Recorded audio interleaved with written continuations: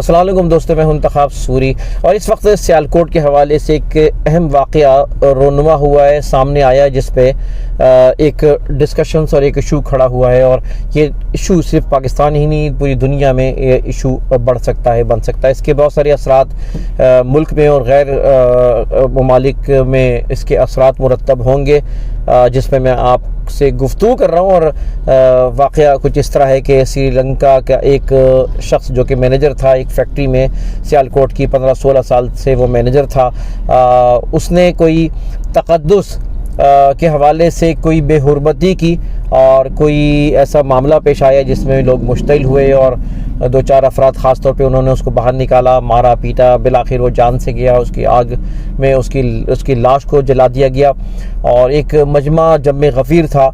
इसमें कुछ अहम बातें जो मैं आपसे करूँगा और कुछ ऐसी चीज़ें जो कि बहुत से लोगों के सामने नहीं आई हैं दोस्तों, वो मैं आपके सामने गुफ्तगू करूँगा। सबसे पहले तो मैं ये बताऊँ कि दरअसल एक तो इसके इशू के हवाले से एक तो निशाना बनाया जाता है कि उल्मा को, मौलवी हज़रात को, बहुत से उसको, ठीक है, मैं भी कहता हूँ कि इश्तियाल अंगेज़ तकरीरें नहीं करनी चाहिए, मुश्तिल नहीं करना चाहिए। और ये तो नामूस रिसालत का मसला भी नहीं था। नामूस रिसालत पे तो ये कौम मर मिटने को तैयार है, उसको बर्दाश्त करती नहीं और करना भी नहीं चाहिए। ये इतना नाजुक मामला है और ईमान का मामला है। बहुत से लोग इस पर बहस करते हैं, मैं देखा हूँ व्हाट्सएप वगैरह पे, और कुछ ऐसे अल्फाज इस्तेमाल कर लेते हैं जो कि मैं समझता हूँ कि इंतहाई ख़तरनाक है, क्योंकि ये ईमान का मामला है, नाजुक मामला है। यहाँ पे चुप रहना बेहतर है, इस लिहाज से कि आप खामखी को अपने जो है व्हाट्सएप पे या दूसरी जगहों पे सोशल मीडिया पे मशवरे दें और खुदा ना करे आप इस्लाम के दायरे से खारिज हो जाएं या नामूसी रिसालत की बेहुरमती में खुदा ना करे कोई हिस्सा हो जाए। तो लिहाजा इसमें ज़ुबान दराजी से बचना चाहिए और इसमें ख्याल करना चाहिए। और नामूस रिसालत एक इंतहाई नाजुक मामला है और लेकिन मैं ये कहना चाह रहा हूँ कि ये तो नामूस रिसालत का मसला नहीं था, इसमें इतना सेंसिटिव मामला नहीं है। ठीक है, तौहीन मज़हब के मामले में आता है, लेकिन नामूस रिसालत एक बहुत ही अहम और सेंसिटिव मामला है और उसकी सज़ा भी कत्ल है। लेकिन ये कि कानून ही उसको सज़ा देता है, कानून ही उसको, मतलब ये किसी आम आदमी को इख्तियार इस बात का नहीं है, वरना तो ये एक अनारकी फैल जाएगी और एक झगड़े और फसादात शुरू हो जाएंगे। लिहाजा इस मामले में अपने कानून अपने हाथ में लेना गलत है, ख़ुद ही कार्रवाई कर लेना ये गलत है। जो इदारे हैं, जो मुल्क के जो है स्टेट है, ये उसका काम है कानून के दायरे में उसके एक प्रोसीडिंग करा के, ताकि प्रोसीडिंग नहीं होगी तो यकीनन फिर वो गलत भी इसका इस्तेमाल किया जा सकता है और किसी को बेगुनाह को जो है अपना जिससे दुश्मनी है वो दुश्मनी जो है निकाली जा सकती है। तो लिहाजा ये एक मामला चला आ रहा है, लेकिन मैं यहाँ बताऊँ ये दरअसल एक जम्मे गफ़ीर का मामला है। जम्मे गफ़ीर या ये है कि एक मजमा किसी जुर्म को करता है, तो मैं आपको बताता जाऊँ कि वो एक जज्बाती माहौल होता है। हमारे पाकिस्तान में एक अजीब साइकी है, ये किसी इसका मसला नहीं है कि सिर्फ इसको आप किसी मज़हब से जोड़ें, किसी आप मौलवी से जोड़ें। ये दरअसल हमारी कौम की साइकी है जो बना दी गई है। अब उसकी बहुत सारी वजूहात हैं हमारी कौम में, ये साइकी और ये जो वजूहात हैं इसके कई फैक्टर्स हैं। आप जानते हैं कि इस वक्त हमारे यहाँ एक जब से पाकिस्तान बना है, जो हमें रहनुमा मिले कायद-ए-आज़म के अलावा सब तकरीबन ज़्यादातर जो है ना वो मफाद परस्त थे, चर्ब ज़ुबान रहे हैं और मफादात की और जो है धोखे की सियासत करते रहे हैं, लूट खसूट की सियासत करते हैं। आज तक ये जो है ना ऐसे अनासिर जो है मुल्क पे काबिज़ हैं और जैसे हुक्मरान वैसी कौम। तो ये असरात ऊपर से चले आ रहे हैं हमारी कौम में बदतमीज़ी के। फिर आप देखते हैं टॉक शोज़ में या हमारे सियासी रहनुमा या हमारे दूसरे ऐसे जो आते हैं वो, और मीडिया भी उन्हीं को लोगों पर आता है जो कि ज़्यादा चर्ब ज़ुबान हों, जो बदतमीज़ी करने वाले हों और मतलब ये कि हद से भी गुजर जाने वाले हैं, इसलिए कि वो चीज़ उनकी वायरल होती है, उनको व्यूवरशिप ज़्यादा मिलती है। इसी वजह से वो इस बात का ख्याल नहीं करते हैं कि वो जो कुछ कह रहे हैं वो अपने बोलने से पहले उसने तोला है कि नहीं तोला, और बस जो सादा चर्फ ज़ुबान हो, ज़्यादा बदतमीज़ हो, वो उसको लोग ज़्यादा पसंद करते हैं। आज के माशरे में ये चल पड़ा है मामला, और ये हैबिट वहाँ से ट्रांसफ़र होती है पूरी कौम के अंदर कि जिस तरह हमारे रहनुमा सियासी रहमान आपस में लड़ रहे होते हैं, जिस तरह गंदी लैंग्वेज इस्तेमाल कर रहे होते हैं, बदतमीज़ी इस्तेमाल कर रहे होते हैं, किरदार जैसे उनका है, जैसे उनके मामलात हैं, जैसे उनके लूट खसूट है, जैसे उनकी बेईमानियाँ हैं, जैसे उनके मामलात थे, वही असरात हमारी कौम ने लिए हैं।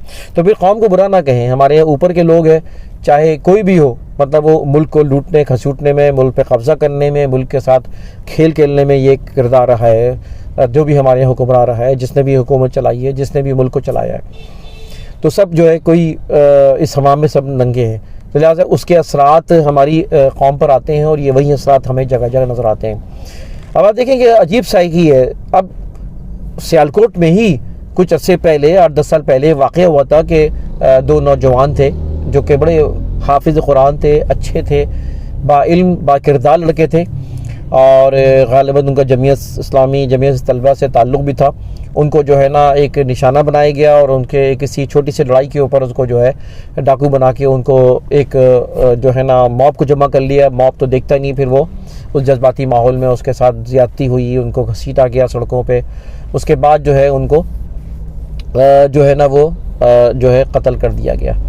बहुत दर्दनाक वाक़या था ये। उसके बाद उस मॉब, अच्छा ये बात मैं बताता चलूँ, क़ानून के अंदर जब हुजूम कोई जुर्म करता है तो उसकी जो है इंटेंसिटी कम होती है, यानी जुर्म की सज़ा पाने में उसके कानून में इंटेंसिटी कम होती है, इसलिए कि जब ये गफ़ीर जमा होता है, जब मॉब जमा होता है, तो जज्बाती माहौल पैदा हो जाता है।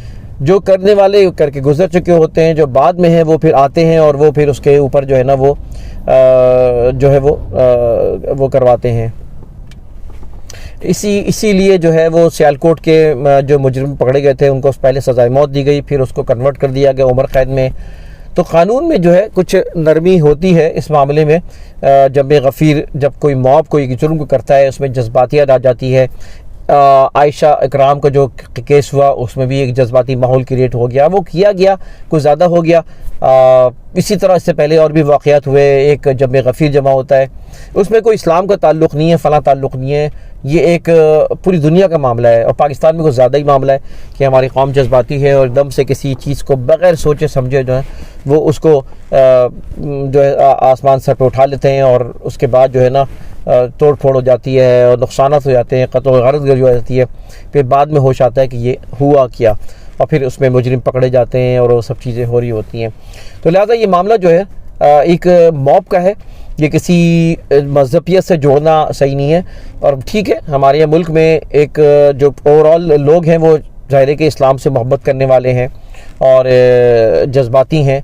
अब उस जज्बात में बहुत सी चीज़ें ऐसी होती हैं जिसके अंदर जो है ना वो ये इस तरह के मामलात हो जाते हैं। लेकिन एक चीज़ बड़ी अहम है, और एक और इशू इसमें आया है, वो ये है कि ये जो मैनेजर था, इसकी कोई दुश्मनी थी किसी और जगह पर, इंडिया या किसी और जगह इसकी दुश्मनी थी, और उसने अपनी दुश्मनी निकालने के लिए ये ट्रैप किया, ये प्रोग्राम बनाया है, और इसके ऊपर जो है ना उसने जो है उसको फंसाने के लिए बाकायदा इस टैक्टिक को कत्ल करवाने के लिए, बल्कि कह लें कत्ल करवाने के एक तरीक़ेकार था जो उसने इसके ख़िलाफ़ इख्तियार किया। वो गैर मुल्की था वो भी, और इसने मरवाने के लिए इसको किया है। इसका जो है ना एक मोतबर शख्सियत है, उसने अपना ट्वीट भी किया है उसमें, और इस वाक़े को कोट भी किया है, जो कि मैं आपके सामने कोट कर रहा हूँ। तो बहुत से मामलात होते हैं, बाद में पता चलते हैं कुछ अरसे के बाद क्यों, क्या, किस लिए, और हम जज्बात में आके इस तरह की चीज़ें कर देते हैं। लेकिन फिर मैं ये कहूँगा कि ये मज़हब का ताल्लुक़ नहीं है इस मामले में, और गो के होना भी नहीं चाहिए। अगर कोई गैर महज़ब चीज़ किसी ने कर दी, मज़हब के ख़िलाफ़ कर दिया या कोई भी ऐसे काम, तो उसमें किसी किस्म की इस बात की इजाज़त नहीं हो सकती कि वो उसको अपने तरफ से ख़ुद ही कोई कत्ल कर दे, कोई इस तरह का। अब इस वाक़े के असरात अच्छे मुरतब नहीं हुए हैं ना होंगे, इसलिए कि ये पाकिस्तान का इमेज इससे ख़राब होता है। और इंडिया जिसका मीडिया बहुत स्ट्रॉन्ग है, मजबूत है, वो ये कोशिश करता है कि इस तरह की चीज़ों को उठाना शुरू कर दिया उसने। पूरी दुनिया में उसने ये कोशिश कर दी है, शुरू कर दी है कि वो किसी की तरह इस इशू को जो है हाईलाइट करे, पाकिस्तान को बदनाम करे, इस्लाम को बदनाम करे, मुसलमानों को बदनाम करे, उसके ख़िलाफ़ उसकी साजिशें शुरू हो गई हैं। क्योंकि ये हमारे ही लोगों ने गलती की है और इसमें ये मौका फ़राहम किया है जिसके अंदर पूरी जो है पाकिस्तान की बदनामी इंटरनेशनल बेस पर होती है और हो सकती है दोस्तों।